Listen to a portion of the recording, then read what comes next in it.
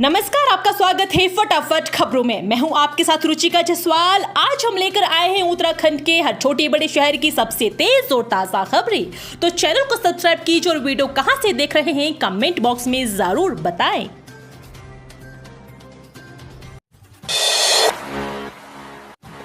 देहरादून और अल्मोड़ा के बीच हेली सेवा शुरू। अब मिनटों में तय होगा कई घंटों का सफर। मुख्यमंत्री पुष्कर सिंह धामी ने सहस्त्रधारा हेलीपोर्ट पर नवनिर्मित यात्री टर्मिनल का लोकार्पण किया। इस दौरान उन्होंने देहरादून अल्मोड़ा हेली सेवा की भी शुरुआत की। मुख्यमंत्री ने कहा कि हवाई सेवा परिवहन का प्रमुख जरिया बन गया है। प्रदेश में लगातार हवाई सेवाओं का विस्तार किया जा रहा है। अल्मोड़ा उत्तराखंड का प्राचीन शहर है। देहरादून अल्मोड़ा हवाई सेवा शुरू होने से पर्यटन रोजगार को बढ़ावा मिलेगा। मुख्यमंत्री ने कहा कि यमुनोत्री, गौचर और जोशियाड़ा के लिए भी जल्द हेली सेवा शुरू होगी। उत्तराखंड के बेरोजगार युवाओं के लिए सुनहरा मौका। साहसिक पर्यटन का प्रशिक्षण देगी ITBP. Indo Tibetan border police अब प्रदेश के युवाओं को कौशल विकास का प्रशिक्षण देने की तैयारी कर रही है। इस कड़ी में आईटीबीपी ने युवाओं को पैराग्लाइडिंग और वाटर स्पोर्ट्स की विभिन्न विधाओं जैसे कायाकिंग, कैनोइंग, रोइंग, राफ्टिंग के साथ ही रॉक क्लाइंबिंग और वॉल क्लाइंबिंग का प्रशिक्षण देने का प्रस्ताव शासन को सौंपा है और शासन जल्द ही इस पर निर्णय लेगा। उत्तराखंड के चमोली में भड़की धार्मिक भावनाएं। हिंदू संगठनों ने बंद कराया बाजार। भारी लोगों से शहर खाली करने की मांग। उत्तराखंड के सीमांत जनपद चमोली के थाना क्षेत्र थराली में नाबालिग के साथ यौन उत्पीड़न तथा अश्लील वीडियो वायरल को लेकर जनपद भर से आए हिंदू संगठन के कार्यकर्ताओं ने जमकर हंगामा काटा। यौन उत्पीड़न के बढ़ते मामले को तूल पकड़ने पर पुलिस दल ने गुरुवार की सुबह ही सुरक्षा के मद्देनजर थराली, कर्णप्रयाग, गोचर सहित अन्य संवेदनशील स्थानों पर शांति व्यवस्था को लेकर फ्लैग मार्च किया। गुरुवार पिंडर घाटी के थराली, नारायण बगड़, देवाल क्षेत्र में यौन उत्पीड़न की घटना के बाद माहौल गर्म रहा। घटना के विरोध में थराली बाजार पूरे दिन बंद रहा और वाहनों के चक्के जाम रहे। हल्द्वानी वालों जरा ध्यान से, 3 दिन रहेगा रूट डाइवर्सन। प्लान देखकर घर से निकले।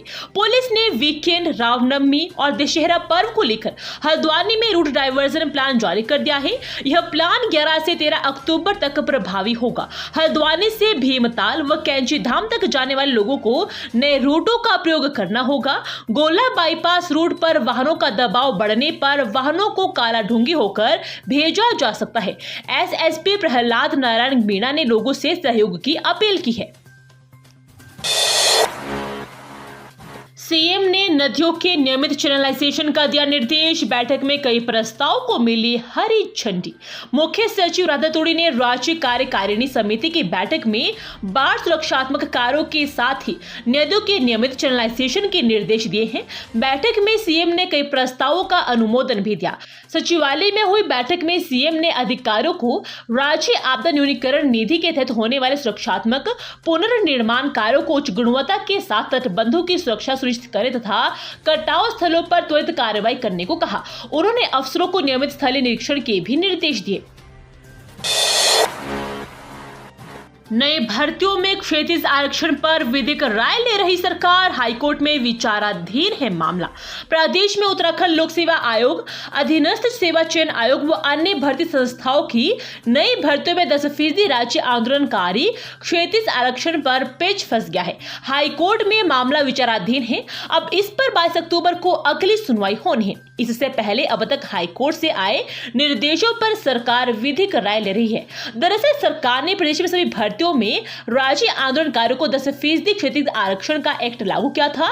इस आधार पर राज्य लोक सेवा आयोग और अधीनस्थ सेवा चयन आयोग ने नई भर्तियों के विज्ञापन भी जारी कर दिए थे। इस बीच आरक्षण के विरोध में कुछ लोग हाईकोर्ट पहुंच गए।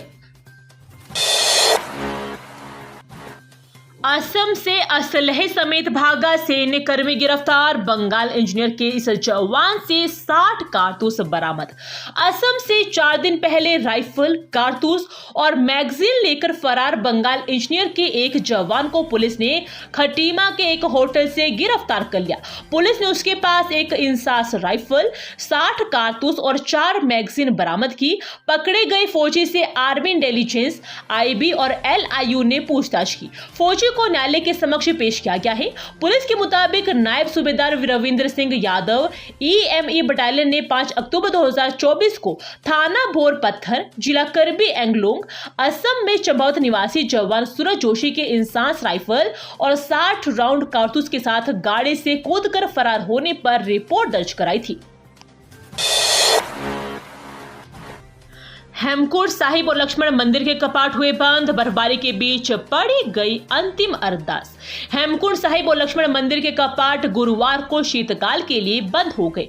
बर्फबारी के बीच 12 बजे अंतिम अरदास पड़ गई। इसके बाद दरबार साहिब से पंच प्यारों की अगुवाई में गुरु ग्रंथ साहिब को सचखंड में सोवित किया गया। दोपहर 1 बजे कपाट शीतकाल के लिए बंद कर दिए गए। पुणे के सुरिंदर पाल सिंह और उनके जत्थे ने दरबार साहिब में वर्ष का अंतिम कीर्तन किया। गढ़वाल स्काउट और पंजाब के बैंड भी मौजूद रहे। राजाजी नेशनल पार्क से सुरंग के जरिए हरिद्वार बाईपास निकालने की योजना NHAI की है। ये योजना हरिद्वार बाईपास के अगले चरण में राजाजी नेशनल पार्क में सुरंग के जरिए बनाने की योजना है। National highway authority of India ने इस संभावना को लेकर भारतीय वन्यजीव संस्थान से एक स्टडी कराई थी। संस्थान इसकी रिपोर्ट दे चुका है, जिसमें वन्यजीवों की दृष्टि से कुछ सुझाव भी दिए गए हैं। हरिद्वार बाईपास को कई चरणों में तैयार किया जा रहा है। इसमें हैदराबाद से कंगाड़ी तक करीब 15 किलोमीटर का बाईपास है। उसके बाद अगले चरण में बाईपास बनाया जाना है। इसमें NHAI की करीब 10 किलोमीटर बाईपास की योजना है। यह दूसरी अंजनी चौक की तिरछा पुल से होते हुए सर्वानंद घाट तक होगी। महिला चिकित्सक है नहीं, सुरक्षित प्रसव के दावे प्रति क्षेत्रों में सबसे ज्यादा कमी। प्रदेश सरकार व स्वास्थ्य विभाग मातृ मृत्यु दर को कम करने के लिए सरकारी अस्पतालों में सुरक्षित प्रसव के दावे कर रहा है, लेकिन हकीकत यह है कि प्रदेश भर में महिला चिकित्सकों के 117 पद खाली है। वर्तमान में मात्र 55 डॉक्टर ही कार्यरत है। पर्वतीय क्षेत्रों के सामुदायिक स्वास्थ्य केंद्र महिला डॉक्टर की स्थिति और भी चिंताजनक है। स्वास्थ्य विभाग में महिला चिकित्सकों के 172 पद स्वीकृत है। इसके सापेक्ष 117 पद खाली है।